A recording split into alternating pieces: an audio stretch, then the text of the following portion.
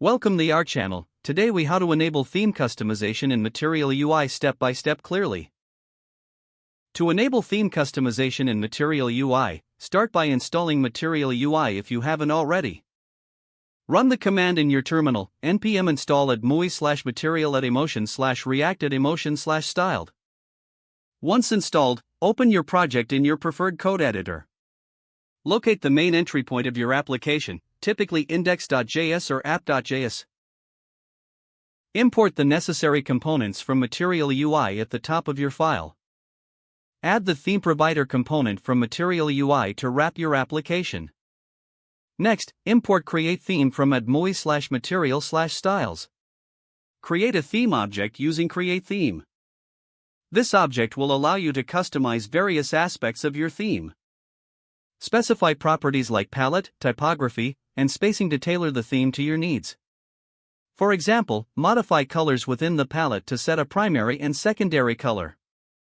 You can also adjust the typography settings to change font styles and sizes. Once your theme object is ready, pass it as a prop to the theme provider.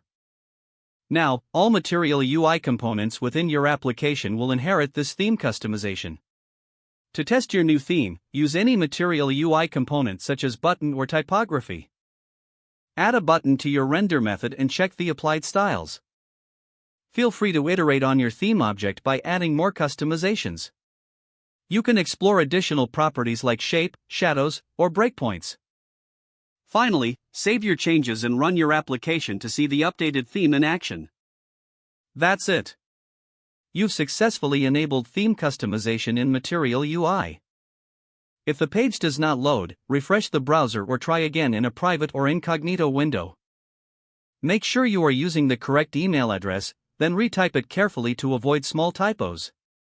If your password is not accepted, use the reset option and create a new strong password you can remember.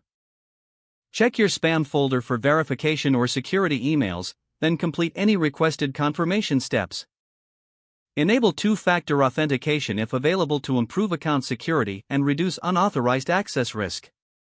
After signing in, review your profile details so your contact information and settings are accurate and current.